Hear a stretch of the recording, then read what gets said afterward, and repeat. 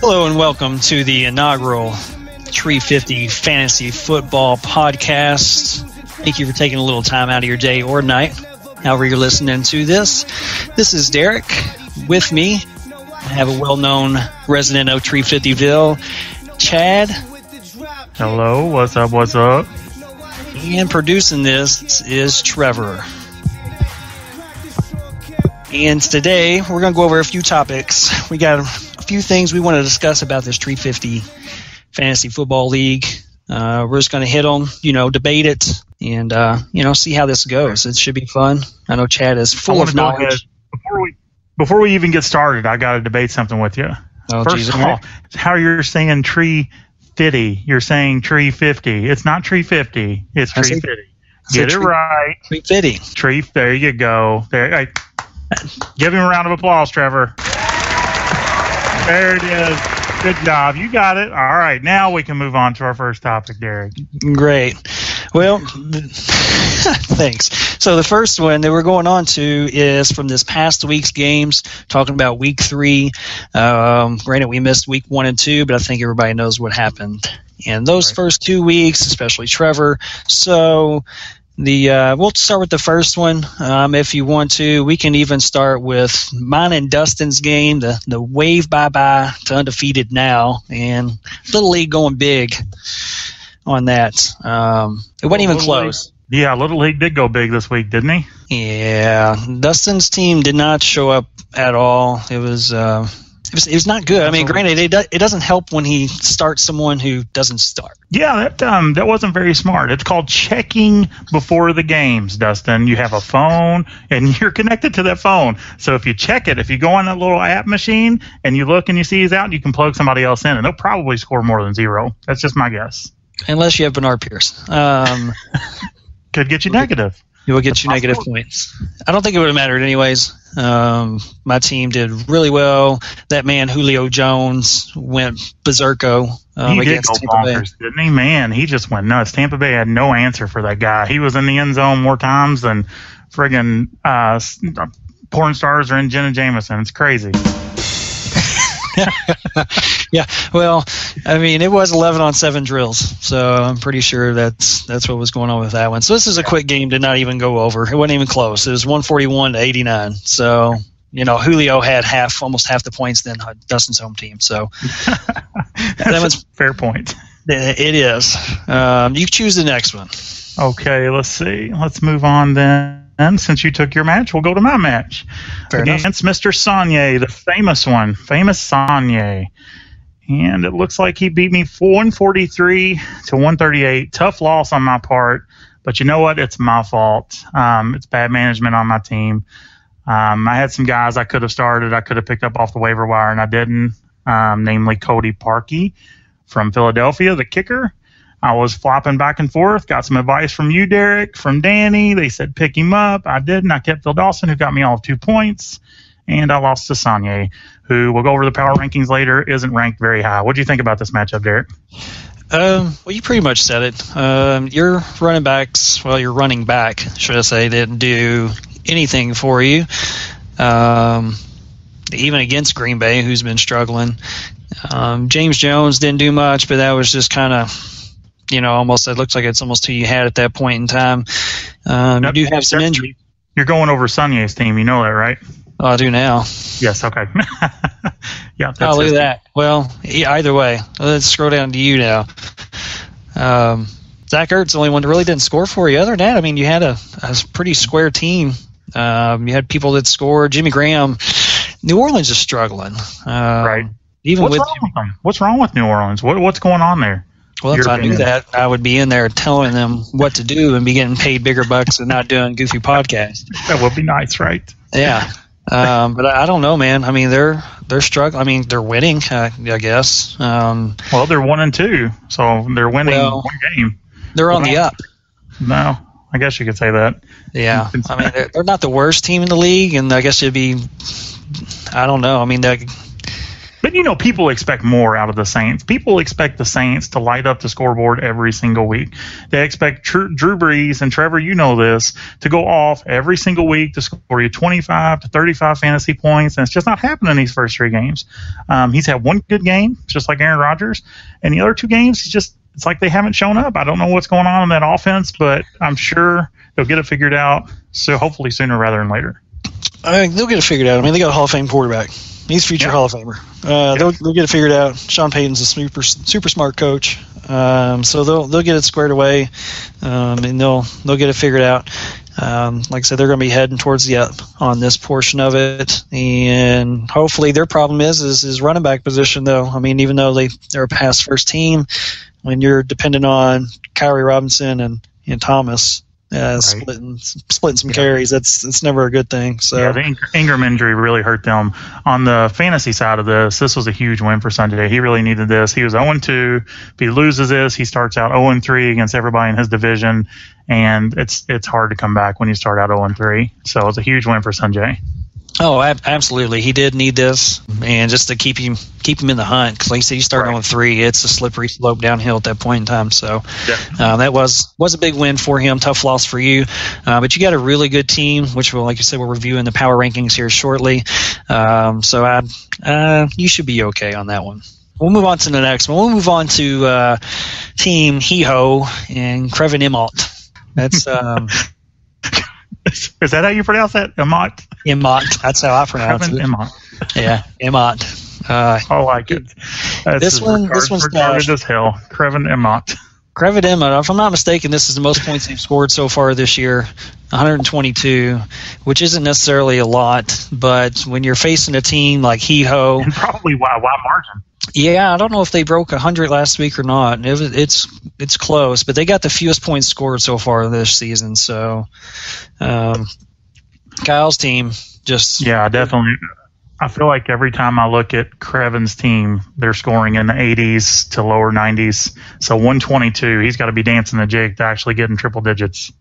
Right, exactly. And let's see here. So on week 2, they had 101 points, so they did score over that. And on week 1, they had a whopping 91. So, wow. That's bad. That's not good. Yeah, and they're not a terrible looking team when you look at them on paper. They're just not scoring points. Right. Let me ask this: did Trevin win week 1 when he scored 91 points? Yes, he did. Oh my gosh, that makes me want to throw up all over my computer. Yeah, he beat me.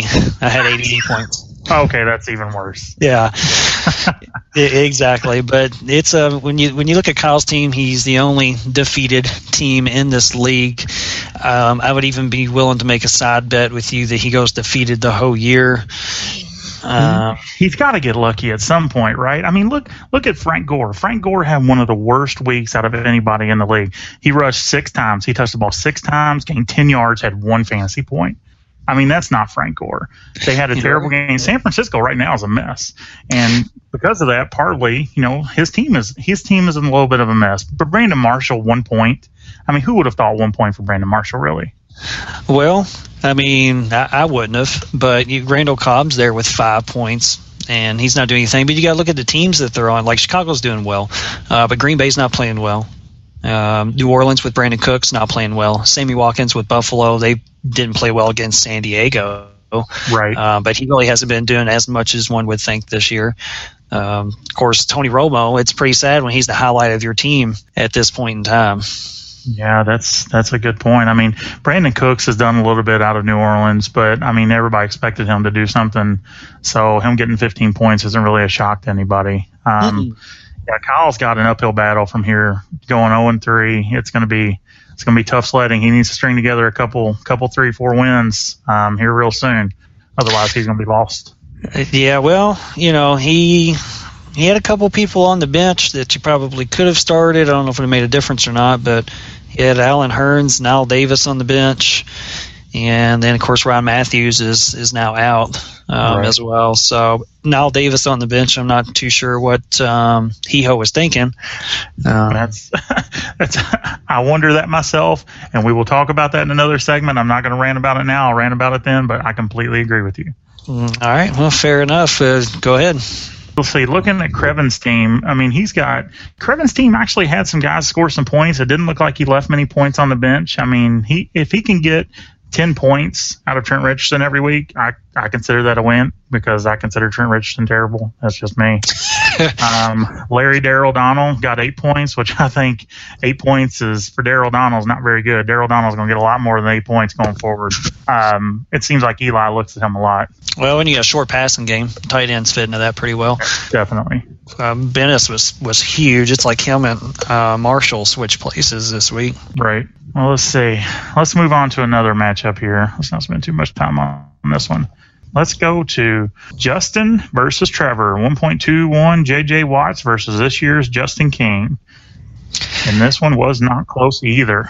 I mean, it's not 131 points is pretty legit. Like, if you score that, you're feeling pretty good about your team.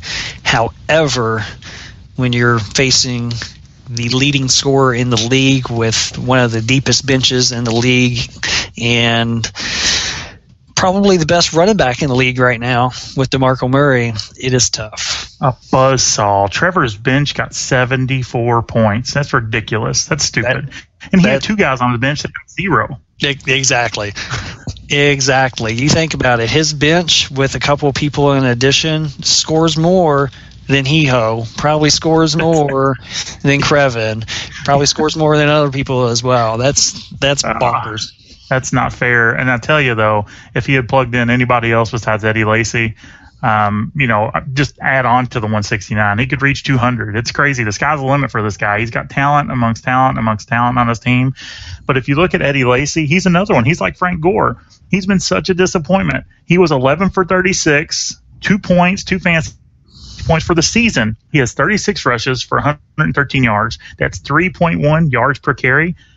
Can we say terrible? That's awful. Yeah. What do you do with this guy? I mean, he was a top 5 pick. And that's just pick, and you got top 5. I think he got top 5 money. I don't know. I mean, he needs to get rid of Chris Johnson and Eddie Lacy. He needs to put in a couple of cats there on the bench, and he will. It's 150 points per week is not out of the reach there. But plus, he's also got the absolutely not first and the third so far this year in total points, fantasy points on his team with Calvin Johnson and Andrew Luck. So his team is loaded. Yeah, Andrew Luck is the number 1 fantasy quarterback. Yeah, that's unbelievable. He didn't pay. I can't remember how much he paid for him right off the top of my head, but he didn't pay. I think it was under 30. Which Trevor, you can come in and say if he did or didn't, but I think it was under 30. Trevor actually paid $18. $18 compared to myself, who paid $56 for Peyton Manning.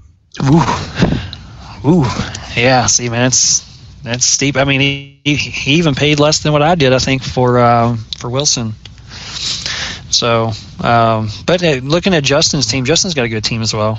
If Cousins stays in, I think he won't put up 41 points every week, but he'll put up good points. Alshon Jeffrey.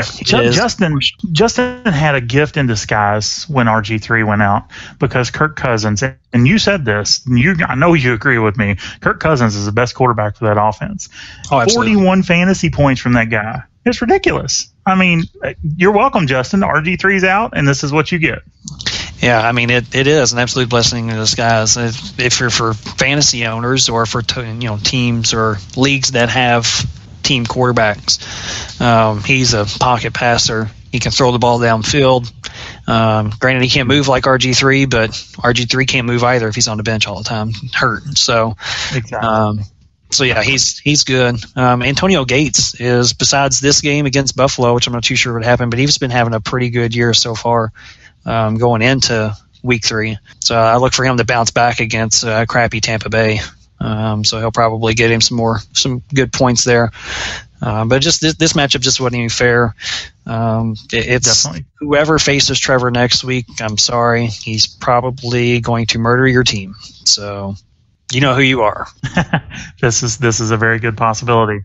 The one thing that concerns me with Justin's team is his injuries. He's got Noshawn Moreno, who's out. for 4 more weeks.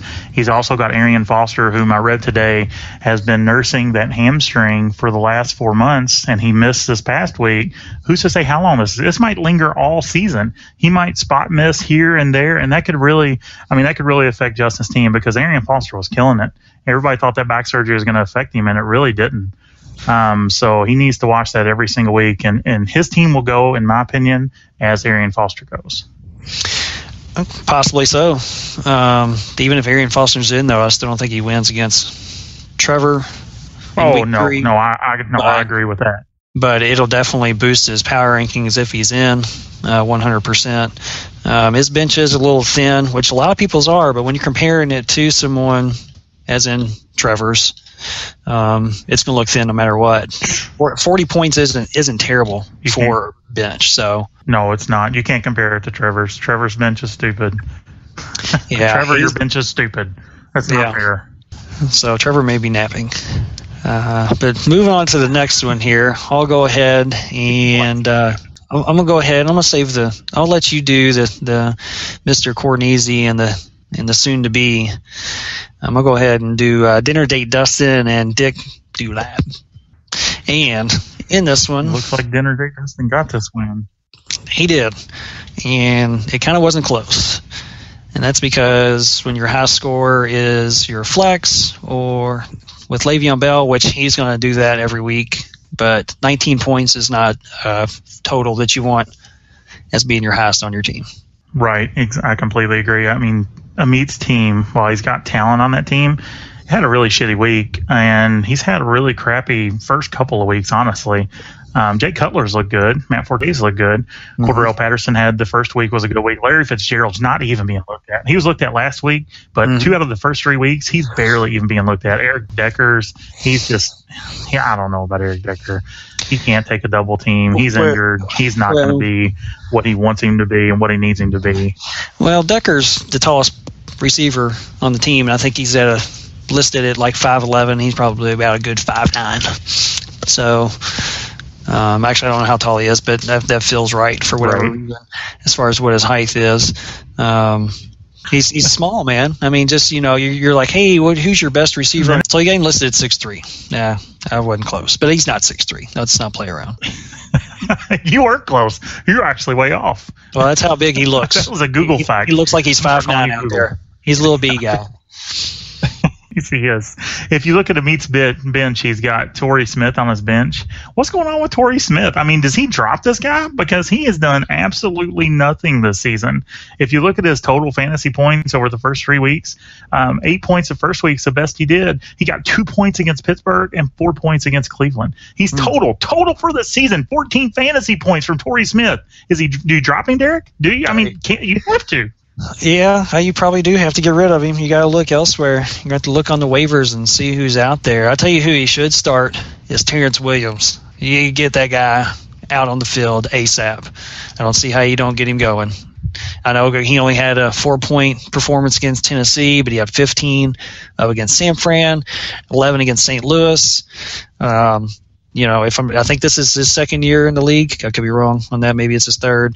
But him with Des Bryant, that's two big receivers there to throw at. And Des Bryant's going to get double coverage because people respect what he does when he doesn't fake injuries.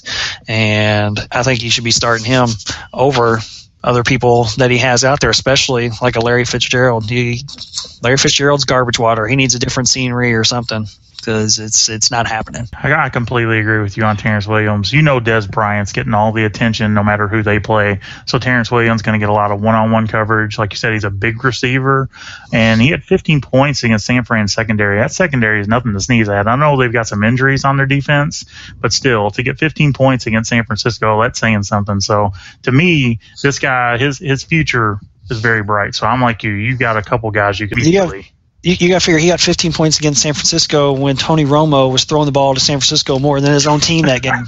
Yes, that's what Tony Romo likes to do. He likes throwing it to the other team. He does. He's cleaned it up.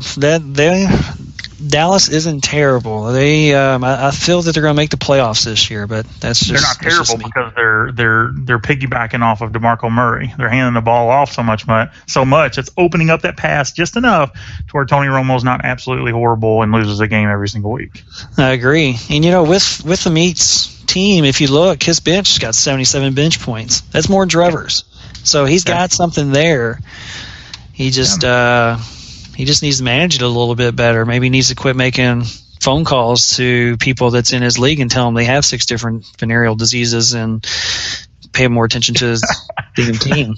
That would probably be a good idea. And another thing, and this to me is showing signs of his rookieism, so to speak, in fantasy football. He's got 2 kickers and 2 defenses. What the hell are you doing to meet with 2 kickers and 2 defenses going into week 4? Drop them. Pick somebody up off the waiver wire. You can't start them.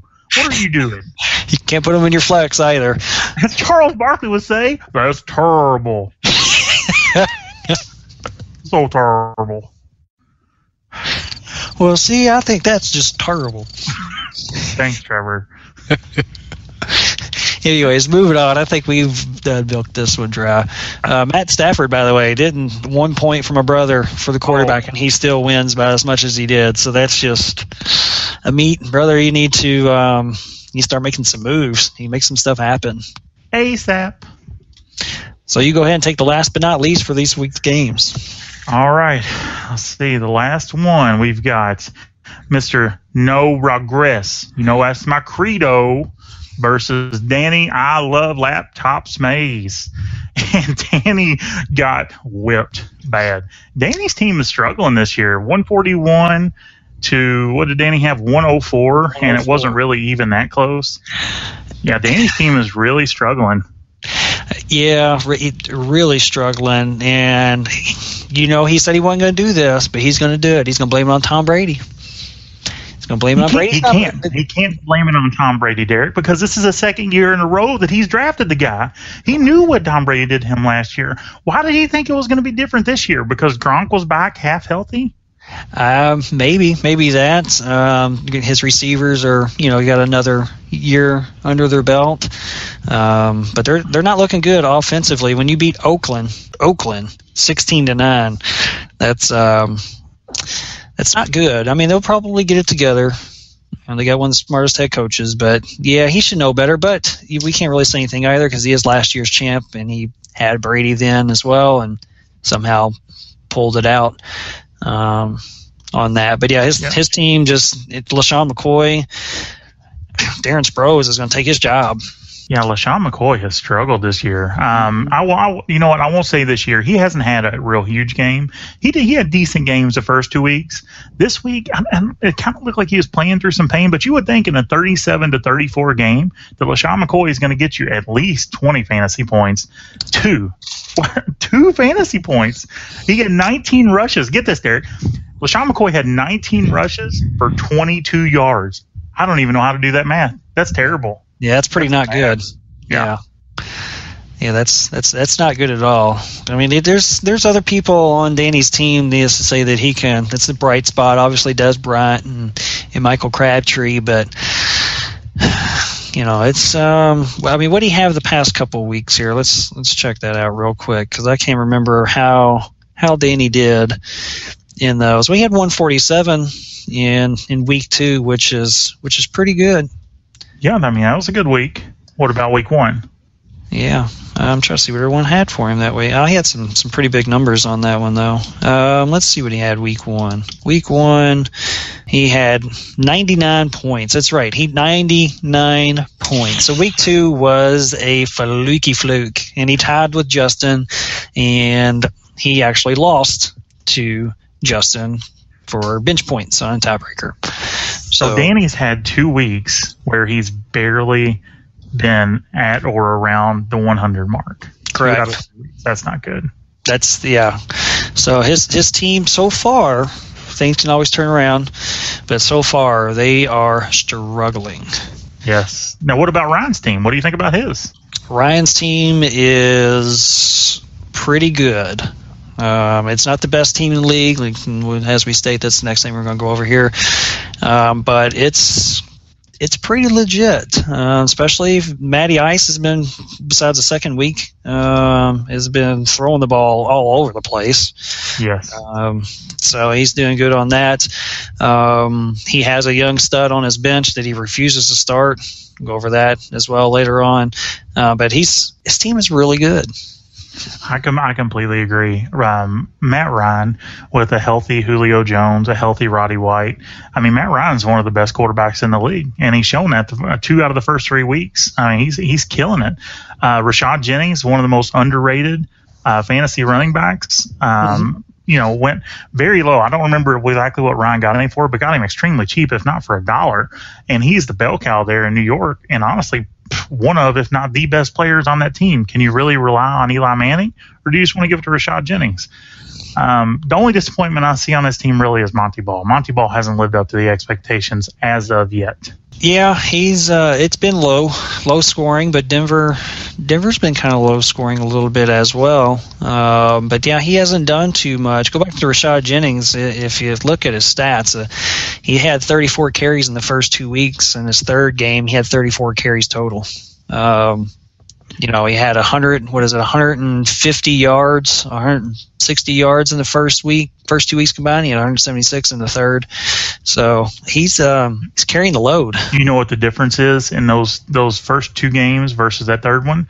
The Giants lost the first 2 games and they won the third one. And look at the difference in his carries. Yep. Got to ride the horse, man. Absolutely. That's what Dallas is doing. That's why they're winning games. And that's a running back. A good running back is few and far between in the league this year, but probably more so than ever. Between suspensions and injuries, you need a good running back, and he's got good receivers as well. And good running backs don't last long in the league. So while they're there, use them. That's one thing that frustrates me so much about Andy Reid in Kansas City. They've got one of, if not the best running backs in Jamal Charles, and he's so underutilized. I know he's hurt right now, but it's ridiculous how underutilized. They finally utilized him correctly last year, and look what he did. He went bonkers. Oh, yeah, absolutely. I remember that because he was on the team. Yeah. I got him while he was still young. That's right. He's too old. But yeah, this game wasn't close. And it's Danny's team is just. I mean, he has the pieces. They're not performing. I think at this point in time, Shane Vereen and LaShawn McCoy can put up some numbers, more McCoy than Vereen, but. He can definitely do it. So they haven't performed just as of yet. Unlike a couple other teams where they need to make moves to get points, I think he's just going to have to weather the storm, and hopefully they get him some points. I completely agree with that, and that really kind of segues us into our next topic. If you want to take it home. Yeah, man. We go over week 3 games here, and leads us into our power rankings, which is kind of what we were talking about, which teams are what and what was going on with them. And we'll go ahead and start with we'll do them 2 at a time. And if you change your mind on any of these, me and Chad have already talked about this before, but if you change your mind on it, Chad, just let me know. But at number 12, we have famous Sonye. We got him at number 12 just simply because his team is not good at all. 1 and 2. Derek, he's one I might actually flip-flop with Amit. I'm sorry. Go ahead and make your point on Sanjay, and I'll tell you my point. Go ahead. No, go ahead. I'm interested now. I was going to say I might flip-flop him and Amit only because Sanjay's team stepped up this week when they really needed to. He got points from different places, and when I look at Amit's team, I was looking at it again. It's just like Larry Fitzgerald, like I said, he's not even being targeted. Eric Decker, now he's hurt, so, I mean, that's even more bad news, and he wasn't doing anything before he got hurt. The best spot on Amit's team is Le'Veon Bell. Le'Veon Bell and Matt Forte. And that's after that, I mean, Amit's team, in my opinion, it's terrible. Amit, I'm sorry. I love you, brother, but you're going to have a rough way to go unless you make some move or unless some guys step up that haven't stepped up yet. And now you've got Teddy Bear Bridge River coming in to throw to Cordell Patterson. And I don't think it means good news for your team, brother. I have you last in my power rankings. Well, I mean, they're pretty much interchangeable. I guess maybe we'll agree with that. It can either be 11 and 12 either way, but the brothers are at the bottom so far. And, that can change, definitely. So, but yeah, I definitely agree with everything you said there. But moving up to 10, got to go with Hijo. He-Ho's 0-3. They're not scoring. So I need to say they're at the 10 spot. It's funny. We put He-Ho at the 10 spot, and he's 0-3 and hasn't even won a game. What's your assessment of his players this far in the season? Well, I mean, they're not performing. I mean, he's got good players, and I think that's why I personally put Amit and Sanjay below, because I think Kyle does have better players overall. They're just not doing anything at this point in time. Granted, he's 0-3. If he loses one more time going forward, it's almost guaranteed to be at the bottom no matter what. Like, at that point in time, you can't argue the numbers and say they're just playing terrible. They're just terrible at that point. So, but that's my argument on it. That's why he's 10th in this week's power rankings. And I agree with you on that. If you look at his team, Randall Cobb, Brandon Cook, Sammy Watkins, Steve Smith, I mean, he's got talent there. It's just they're putting it together on separate weeks. They're not all doing it on the same week. If he has a week they all come together, he can string together a couple wins. Oh, yeah, absolutely. Coming in at number 9 is going to be soon named no stranger to winning. But that'd be Dustin Strange. He's at number 9 on this, and it's his team. They only scored 89 points this week. He's got okay players. I mean, with the Packers quarterback, with Rodgers not doing well at all this year. Jordan Cameron's hurt. Avery is kind of hit and miss. Roddy White, he's out, and he's getting owed. Let's not play. He got him 18 the first week, and then 9 against Cincinnati, which is a really good defense. And then he didn't play at all for whatever reason for Tampa Bay as a last-second scratch. But do have him down on the list for this week. Now, I personally think this whole thing Aaron Rodgers is going through, this funk, we should call it, it's going to change. It's just a matter of time. I mean, he got, 33 fantasy points the second week. That's more of the Aaron Rodgers we'll know, and I think that's more of the Aaron Rodgers we'll see the rest of the entire season. And he's got Marshawn Lynch. To me, that's the two guys he's going to have to lean heavily on the entire season to get wins. Because if you look through the rest of his roster, I mean, you got D'Angelo Williams, you got Danny Amendola, Devonta Freeman, Jordan Cameron, who's been injured. I mean, he's got a lot of guys with question marks, and it's just like you can't have a lot of confidence, even though you're 2-1 going forward with that team. Yeah, absolutely. But for this week, he is at number 9. I guess you can go down, but the only way is to go up. So we'll see how he does going up against his week 4 matchup, which we'll discuss here next. At number 8, we got Crevin, and Crevin is at number 8.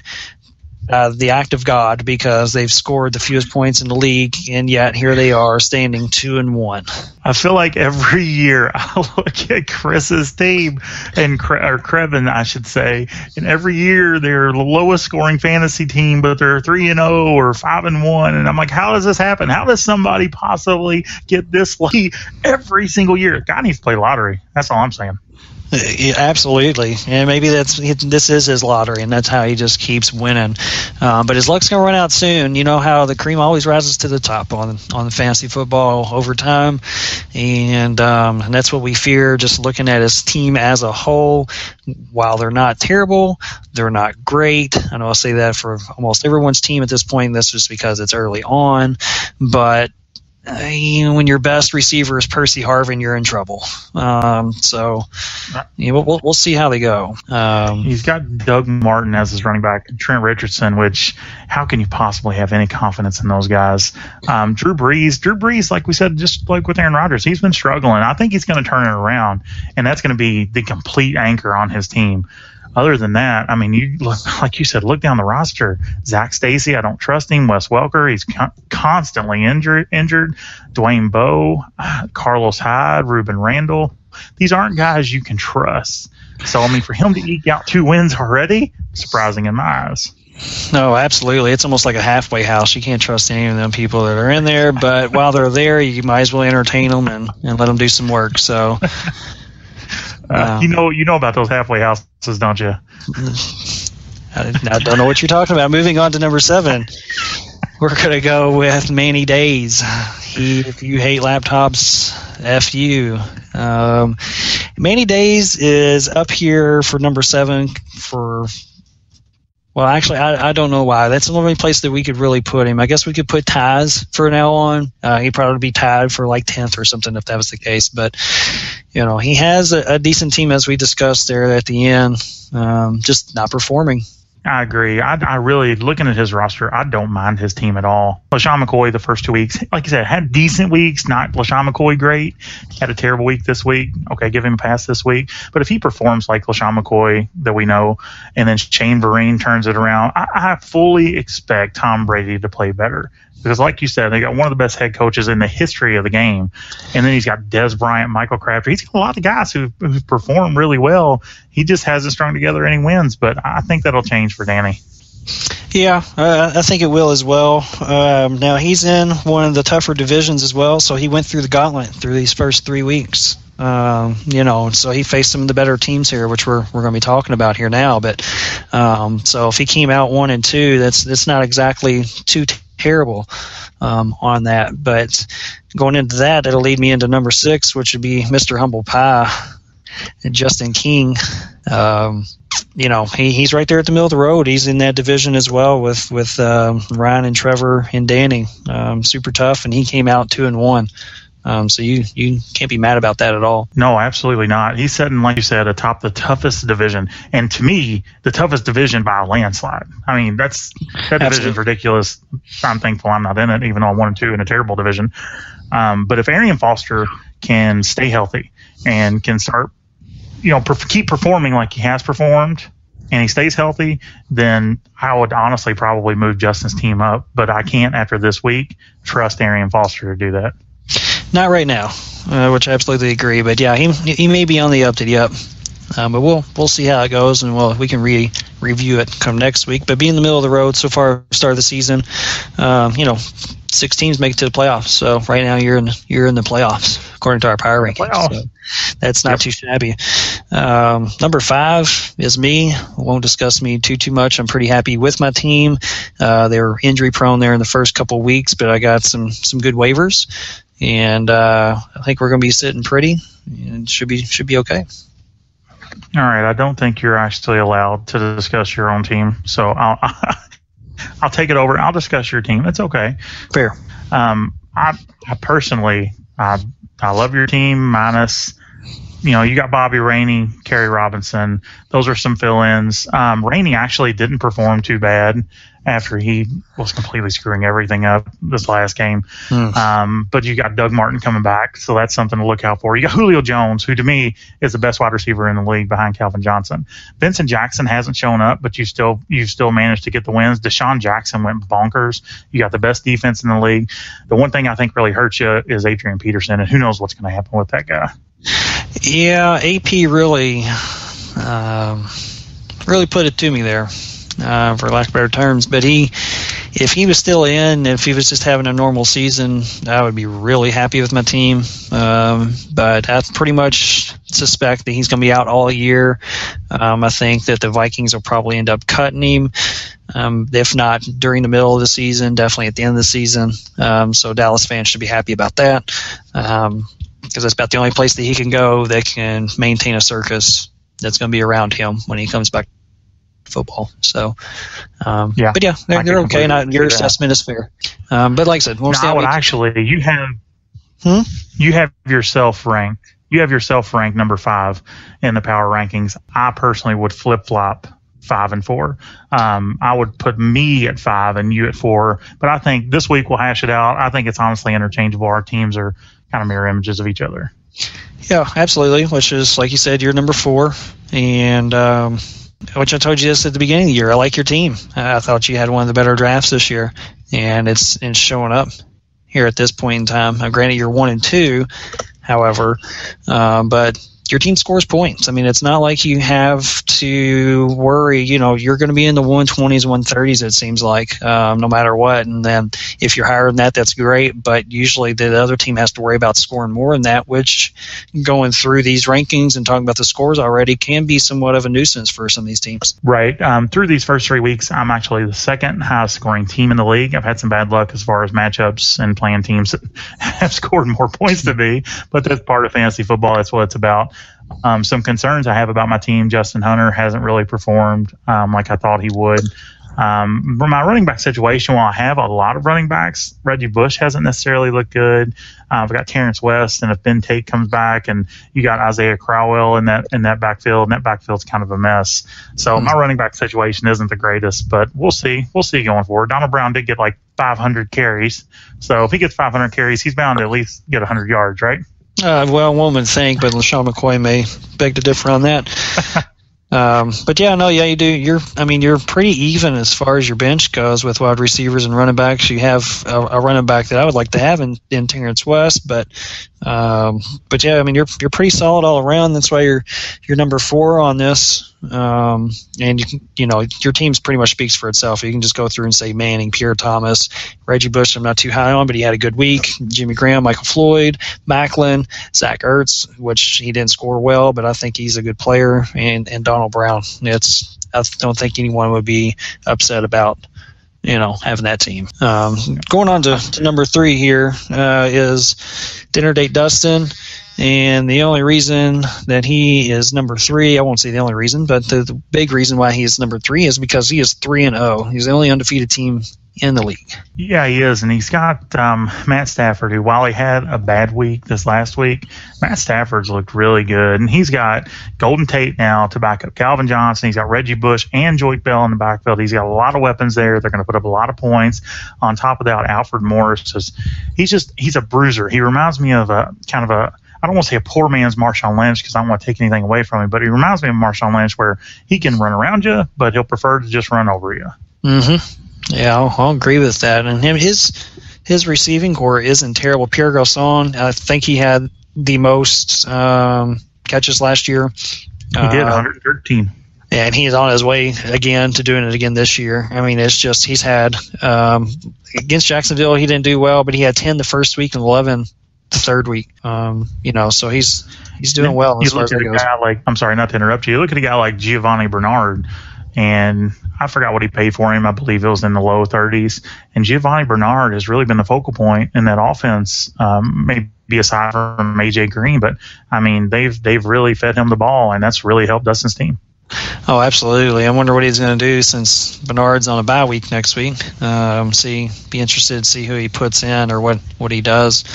They'll probably put in his favorite player, Stephen Ridley, but yeah, he's got a good team all around. As far as scoring wise, I know he hasn't done terrible as far as scoring goes. So I'm looking up here right now, just real quick. He said 405 points for himself. So he scored a lot of points.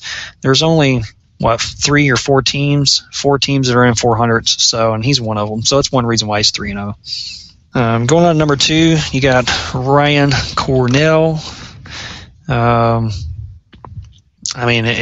one of those other teams that's had 400 points scored for it in that instance, but he's in the toughest division by far. And his team is loaded. Completely loaded. And can you imagine come playoff time when he's making that push, all of a sudden he insert Josh Gordon into this lineup? If Josh Gordon can come back and do half of what he did last year for Ryan in the playoffs, I mean, you might as well go ahead and hand it to him, because his team, like you said, it's loaded. Yeah, they're absolutely loaded a lot. I mean, he's got, like you said, he's got Josh Gordon on there, and then he's got Kelvin Benjamin on there, who he paid a whopping $3 for, and he needs to be starting him. So with that said, his team is really loaded. It's battling for number 1 on the power rankings. He's going to be battling number 1 for best record and points for this year as well. The only problem I could possibly point out on Ryan's team is it looks like he's getting riddled with injuries, because we know Danny Woodhead, with his injury now, it was a broken leg, he's out for the season. You have Dennis Pitta, who, without even being touched, dislocated his hip, out for the season. So while those aren't necessarily every week starters, those are guys that he could plug in from time to time to put up 10 to 15 fantasy points. And then you've got Monty Ball, who I said earlier is just, up to this point, it's been a disappointment. But other than that, I mean, his team, man, my goodness, ridiculous. Oh, yeah, they're a plug-and-play team. Just put them in, let them do their work. Yep. You're just sitting back having fun with that stupid grin. Moving on is, which he's going to love this is the only reason he wanted to do this podcast to begin with, is Trevor. He's number 1 in our power rankings. That goes without saying. He has the most points scored this year. Granted, he's 1-2, but his team is loaded. Oh yeah, we talked about Ryan's team being loaded, and the sad part is they're in the same division. Trevor has the highest scoring fantasy quarterback in Andrew Luck, who's absolutely killed it. One of the best fantasy running backs thus far in the season, and DeMarco Murray, who finally the Cowboys have realized, why don't we feed him? It's safer than letting Tony Romo throw the ball. Oh, absolutely. Well, you got, I think, if I'm not mistaken, and I could be a little bit off on this, but he has the highest fantasy points scored for quarterback, running back, and receiver. So that's... And the highest fantasy points scored over the entire season thus far. How much has he scored compared to number 2, compared to me? Compared to you, well, let's see here. He is... One second here. He scored 468 points this year, most in the league. Second best is 422 by Chad Foster. Not even close. Not even. How's he 1-2? Well, Trevor, how are you possibly 1-2? Can you please explain that, Trevor? I know you don't want to talk, but how in the world are you 1-2? He's asleep. That means he's taking a nap. Well, he's had 455 points scored on him. Okay. The second most points scored on a team is 407, and that's on famous Sanye. 407. So you're talking about 40. Bad luck, bud. It is. But he's in, like we said, he's in the toughest division where he's facing Ryan, who scores points. He's facing my brother, who scored, not my brother. He scores Justin, who scores points. He's facing Danny, which may have been who he beat. I can't remember. But it's a tough division. But that's our power rankings for this one. The guys at the bottom, and maybe it'll get you a little motivation where you want to be bumped up. Danny this year is acting like the wives of the NFL. Who hasn't beat him, Come on. That's a good segue. That goes to injuries. Trevor? Nothing, Trevor? Really? Oh, okay. Finally. Take it a minute. We won't stay on this one too long, but it'd be with injuries. It's been at the forefront for this season. Well, injuries and suspensions, or future suspensions, depending on who the player is, or even coming back off of suspensions. Like you said, for Josh Gordon, he will be coming down later on down the road. But injuries is a big topic. I know you wanted to talk about it. Yeah, one of the guys I'd like to discuss is Matt Castle, who fractured a bone in his foot.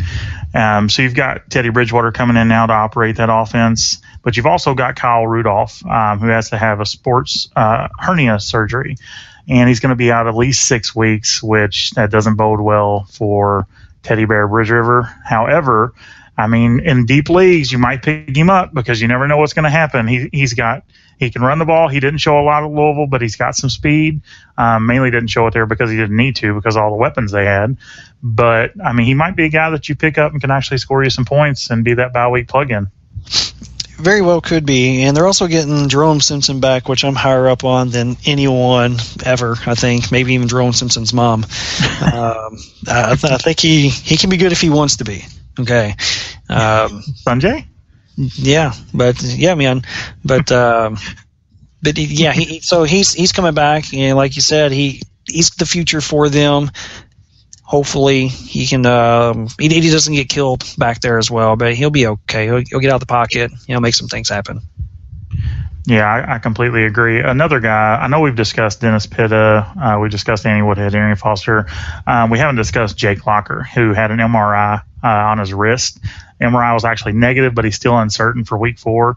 And if Jake Locker's out, that could hurt a lot of our fantasy guys like Kendall Wright, Justin Hunter, who hasn't performed well anyways. Bishop Sankey might actually carry the ball more if Jake Locker sits out. So I believe Kyle has Bishop Sankey, so that might be a good uptick for him if Jake Locker actually sits out. But that's an injury that people need to start paying attention to. Jake Locker, he is a now quarterback. I don't think he's going to be a future quarterback. I don't think he's going to take you to where you want to go. So you definitely got to look at further options. I don't know if does anybody have him that you know of? I don't believe so. I don't think they do either. But he can put up points. They have a good team to put up points, but he's also interception prone. He has a problem when people are coming at his face. He doesn't like to throw in traffic, so to speak, when there's got a bunch of D linemen and linebackers coming at him. That's usually when he makes his mistakes. But if you get him a clear field, which granted any NFL quarterback should be able to do, but if you get him some time to throw, he can't make that throw. Yeah, I completely agree. I've always actually been a little higher on Jake Locker, I think, than everybody else. He had 19 fantasy points the first week at Kansas City. He only had 12 against Dallas, which is pretty disappointing. I expected him to put up some numbers there. But yeah, I mean, I think this is, again, something we need to pay attention to, not necessarily just for his implications, but for implications on that team. Bishop Sankey, Kendall Wright, Justin Hunter. So the other one I would like to mention is Carson Palmer. Report came out today that he's actually going to be back week 5. They have a bye week. Arizona has a bye week this week. So Carson Palmer will be returning week 5, which is good news for pretty much everybody, because Drew Stanton is terrible. He did look at Michael Floyd a lot, which I was thankful for, but he's not a good quarterback. He's not somebody you want running your team. Not saying Carson Palmer's world's better, but it'd be good to have him back week 5. Arizona's been a surprising team this year. They have played really well. Their coach probably has a lot to do with that. But they've played really well. And Palmer, not seeing some resurgence of Palmer, because obviously whenever Stanton came in, I think of Stanton saying his last name, but whenever he came in, he obviously got the job done. They got the win. But I'd rather have Palmer back there. He can get it done no matter what. If Fitzgerald can start playing better, because obviously the team's playing good. If he can start playing better, however that may be, and whatever he needs to do, they're just going to be that much better. I completely agree. And that kind of segues us into our next topic of the waiver wire and some key pickups the guys might need to make going into waivers this week. And who's somebody that you put on your list as a top waiver guy to pick up to plug in on these bye weeks? The top one that I have on mine, well, I personally need to get a defense. So I'm getting Pittsburgh's defense, which someone may want to do that because they're playing Tampa Bay. So that's going to be your top one, I think, for defense-wise. Offensive-wise, I'm looking at Jordan Matthews. Jordan Matthews has played really well for Philadelphia so far this year. The first 2 weeks he got off to a slow start, but in week 3 against Washington, granted that was a shootout, but he had 8 catches for 59 yards for 2 touchdowns. This guy is trending upward. He's only owned in 3.7% of the leagues and went up 2.3% just from last week. So he was hardly owned in any of the leagues. Definitely need to be looking at him. So he's for sure. He was the best wide receiver in Vanderbilt football history, which I know is probably not saying much. And he's got a tough matchup this week at San Francisco. But I tell you, is that Philadelphia offense? They spread it around. I've seen this week, and he scored 2 touchdowns. So Jordan Matthews is probably one of those guys at the top of the list for pickups this week for sure. Oh, absolutely. And you got to figure it's his rookie year. I look for him to do big things in the future. He's going to be one of those guys that you're going to want, not necessarily like a Julio or a Calvin, but he's going to be like that second-tier type guy that you're going to want just on your team. He's 6'3", 212 pounds. You can't teach size like that. He's got good hands. He's definitely one of my must-get for a waiver. Absolutely. Another one I would say, and I can't believe this guy was actually dropped, is Dwayne Allen. Dwayne Allen's first week scored 17 fantasy points. He was out the second week, and that's when he was dropped. He scored 14 points this past week, and he's a beneficiary of Andrew Luck. And Andrew Luck is one of those guys, to me, who is just moving into that upper echelon of quarterbacks in the league. Mm-hmm. And Dwayne Allen's going to continue this fantasy football. If I can get a guy who's really my number 4, I mean, you could call him a number 3 wide receiver, but I would say more of a number 4, who's going to average me 15 points a week, I'll take it. Give me Dwayne Allen. He's another guy that people need to be out there fighting for. Oh, absolutely. Give me 15 points. Yeah, I'll take it, because I know with looking at some of these people's rosters, especially one like mine, injuries are a huge thing. You're going to need someone to plug in that you can just say, you know what, I ain't got to worry about this guy. He's going to give me 13, 17 points, call it 15. In there, you just let him go do his own thing. You have to worry about your other guys and what they do. Exactly, and he's got a good matchup this week. He's playing at home against Tennessee. Tennessee's given up a lot of fantasy points to tight ends, so I'd look for him to have probably another 16 to 20 point game. Is there any more that you think this one should get? Yeah, if we're looking at running backs, a guy you'd have to look at is Baltimore's Lorenzo Taliaferro. He had 18 rushes for 91 yards and a touchdown, which was 15 fantasy points. And he's honestly, to me, out of watching everybody in that backfield, Bernard Pierce, Forsett, Taliaferro actually looked the best just from the eye test. Well, I would agree with you. I know Bernard Pierce hates football. He'd rather score negative points for fantasy, because I'm pretty sure he's facing a friend of his in fantasy football, and his friend drafted him just to be fun, and he's just trying to lose on purpose, I'm pretty sure. So it would be probably in someone's best bet to go ahead and get him if you need a running back. Of course, by the time that you all hear this, the waivers will probably already be closed. So maybe you want to do it for the next week after that. But he's definitely someone to look for. Surely somebody would be smart enough to pick him up, don't you think? Maybe. I'm sure you probably have him on your waiver list. I'll wager that he's not going to be there come Thursday. Well, I'm not taking that bet. I will not take even a gentleman's bet on that. But we can move on to our next one here, next thing. I think we should do definitely our bold start of the week, dumb bench. Bold start, dumb bench. Do you want to start us off, Derek? Yeah, I'll start with the bold start. I'll say it's Roddy White for Dustin Strange is my bold start because he didn't start at all. It's terrible. It's absolutely. Did he think he was going to come off the bench and get some touchdowns? I don't know what he was thinking. Maybe he's thinking he was just going to be flying out of a plane and he was going to be landing in the stadium like one of those parachute jumpers, and he's just going to come in and score touchdowns. I'm not really 100% sure. That's not really my bold start. I just wanted to jab at him. My bold start actually has some stats to follow it up. It's Larry Fitzgerald. Okay. That's my bold start. The only reason I say that is because he has 2 single-digit games so far in 2014 for fantasy football points. In 2013, he had 5 single-digit games total. And he definitely should have started Terrence Williams, who was on his bench, who scored 15. Granted, he had a down week in second week with 4 points, and then he backed it up with 11. Like we stated earlier, he's the number 2 receiver in Dallas. Dallas is trending upward. Arizona is not doing terrible this year, but Larry Fitzgerald is trending downward. I completely agree with that. My bold start, it was really tough trying to find a bold start, but I tried to find one that started and actually did better than I think was projected, and that was Jared Cook. And Justin actually started Jared Cook. The first 2 weeks, he was pedestrian at best. He wasn't really targeted. He didn't really do much. This week, he had 7 catches, 75 yards. He didn't find pay dirt. He still got you 14 fantasy points. And again, for a wide receiver 4, I'll take 14 fantasy points all day long. So I think that was a bold start. It didn't really help Justin. He still lost, and it wasn't close, but still a bold start in my opinion. So dumb bench. Let's get to some dumb benches. Yes, benches. Dumb bench, and he's being a dumb bench for putting him on the bench. And he knows exactly who I'm talking to right now. I don't have to say his name. When he's listening to this, he'll know. But it's Kelvin Benjamin. 27 points last week on his bench. Come on, man. You know that Kelvin Benjamin, 6'5", 230 pounds of nothing but man. He's a man. He is a man. He is a man. He eats meat with his hands. He's a man. Absolutely. He's got the largest hands in the league. We looked it up. Largest hands in the league. And you put him on the bench. That's not smart. That's just not a long bench for you. Still won by like 100, but come on, man. What was yours? Another dumb bench for you. And again, he is a dumb bench for doing this.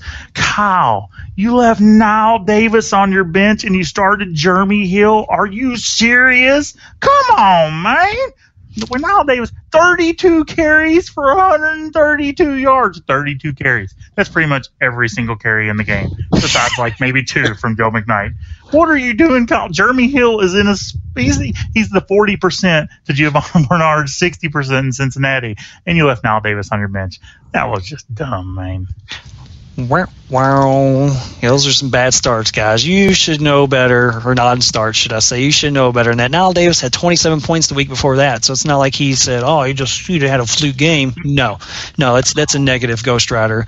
And then for Kelvin Benjamin, come on. What did he have here? He had 27 this week, and then he had 6 the week before that, but he had 21 in week 1. 21. And who else is Cam going to throw it to? Greg Olsen? I mean, he can only throw it to Greg Olsen so many times. He has to look at somebody else. Cam can technically maybe throw it to himself. That's probably the third receiver because there's no one else there. Possibly. Completely agree with you. So those are our bold starts and dumb benches of the week, and we will have them weekly.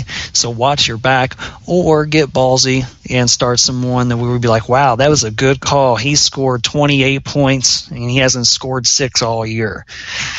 So that's good looks. Good looks, bad looks. So moving on to our OT rules. I think this are our last 2 things on this. I had one, you had one that you want to talk about, and it's the OT rules. And of course, it was brought up because Peyton Manning didn't get the chance to touch the ball in overtime against Seattle. Everybody wants it to be like college. What is your take before I go into mine? Well, I don't want it to be like college. I think it's the absolute dumbest thing. And the bad thing is it's gotten better. Before, it was purely and solely on a coin flip. Now it's pretty much just on a coin flip. Maybe not purely and solely because you have the chance to get the ball if they kick a field goal. But come on. When I look at this, it's like Denver came back from a 14-point deficit in the fourth quarter at Seattle. Seattle, the best team in the league, the best defense, and it's not even close. At Seattle, Peyton Manning drove the ball all the way down the field with 59 seconds left, scored a touchdown, got a 2-point conversion, and lost the game because of the fucking coin flip. Horseshit. Excuse my language. Well, while I'll agree with you, I would like to see there needs to be a rebuttal in there for sure. Whether the team who wins the coin toss scores a touchdown or a field goal, there needs to be a rebuttal in there for the opposition team. And then we can talk about this for an hour easily. But basically, going into it for this year, you know what the rules are. Denver obviously stopped Seattle at some point in time with their defense. That's why they got the ball back and drove down the field. They couldn't do it in overtime. So if you can't do it in overtime, then why should you be able to get a chance to rebuttal at this point in time, knowing what the rules are? You know you got to stop them to at least hold a field goal. They couldn't stop Russell Wilson to save your life. He went out there, and he was Peyton Manning. He went out there, drove his team down the field, boom, got a score. Y'all need to take the bus, plane, however you got here, and get your asses back home, smoke some dope, whatever you got to do in Denver. But you're not going to be winning in Seattle. Oh, that's just the dumbest shit I ever heard. Okay, since we're running out of time, I won't argue with you on that. We can move on to our next topic, which is the number of penalties and flags so far in this season. And before I rant, I would like to hear what you had to say on the matter. Personally, I haven't noticed too much of a difference just watching the game. I mean, you'll get some that string together, and then other ones you don't. And it's more of the focus of hands to the face for the lineman, which you kind of see a little bit. And, of course, no touching of the receiver or defender after 5 yards. So those first 5 yards are pretty physical, which is fun to see. They do throw some flags downfield, but I personally haven't noticed too much of a difference where it's interfered with the game. I still watch it.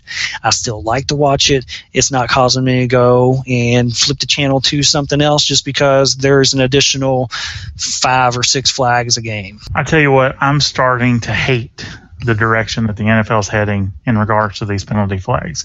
Watching the San Francisco-Chicago game from 2 weeks ago, it was, I swear to you, Derek, literally every single play, and the announcers even made fun of it. Every single play there was a flag. So I had to look it up. I'm like, I've got to do some stats on this because I've never seen this before in my life. I've seen it in the preseason. I thought, surely to God, that won't carry over to the regular season, and it looks like it has because over the first 3 weeks this year, there's been an average of 220 penalty flags. Last year, only 184, a difference of friggin' that's a ton. That's a 35, 36 flag difference over the course of 3 weeks. And you know that's only going to continue over the course of the season because why? Because of injuries. And they're so worried. The NFL's so worried about getting sued. They're so worried about injuries. They're so worried about taking care of their players. And to me, it's watering down the game. I can't stand it. Let the guys play. Let them play some defense. Let them get out. They're men. They're grown-ass men. If they don't want to be out there, they would choose not to be out there. Let them play. That's not true, though, and I'm going to rebuttal here real quick. That's not true because being they are getting sued, they got to do something. You get guys on there. I can't remember the guy who just retired last week, and now he's back again this week when he had a concussion. He was forgetting things. He couldn't remember shit. Couldn't remember anything. And then all of a sudden he's feeling a little bit better, and he's like, oh, hey, I'm ready to play. But, hey, now 5 years later on down the road, he's going to be part of some settlement because he's had concussions. Well, he's the one that chose to come back. So they got to do something. Well, you know what? So, if it keeps going in this direction, I'm going to forget what it was like to watch good football, and I don't want that to happen. I want to sue the NFL for making this shitty. That's what I'm going to do. Hey, it's terrible. And it's getting more terrible. Well, it's the rules are what the rules are. That there won't be as many flags from if you look from week 1 to week 8 this year, and you take the average of that versus week 9 to week 6, 16, 17, then the average is going to be way lower for the second half because teams are going to get used to the rules. They'll just get used to it. So I think the flags will be down more. But I understand what you're saying, but it is what it is. The Shield, as they call it, got to watch out for the Shield and their product and their back. They're still in the business of making money. When you're getting sued, you're not making money. So that is what that is on that portion of it. Before we wrap up, do you have any last words? No, I believe we covered pretty much everything. I'm looking forward to next week's games. I think a lot of things are going to shake out as far as power rankings and standings. And there's a lot of guys, including myself, that really are in a must-win. If I could start the season 1-4, or Kyle starts 0-4, things of that nature, then it's almost an impossible climb. It's not, but it almost is. So there's a lot of very key games that I'm looking forward to this weekend. It's going to be a good weekend. Yeah, I'm not saying my win this week is a must-win, but it would be great to win no matter who you're facing. It'd be even more against you because then I get to talk trash to you next week when we do this. But, yeah, I'm looking forward to the game, see how they play out, see how these power rankings change. They're going to maybe change a little bit, but we'll see what happens with it. And I really look forward to the bold start and the dumb benches after people listen to this, see if they decide to, finally do their job and manage their team a little bit better. But yeah, other than that, we got a few sponsors that we would like to thank. Just real quick before we head out of here, Source Magazine, Laptop City, and a Love for All Ages book that is coming out soon. They make this all possible for us, makes us come back next week. We'll have some more sponsors to cover us next week. And thank you for listening to the inaugural Tree50 Fantasy Football podcast. Maybe if we get some better sponsors, we'll do telecast. Some kind of cast. They're not going to cast you anymore. We'll cast you out to the sea. That's not cool. But yeah, on that note, we are out of here. Y'all need to take the bus, plane, however you got here, and get your asses back home, smoke some dope. Somebody made who I best and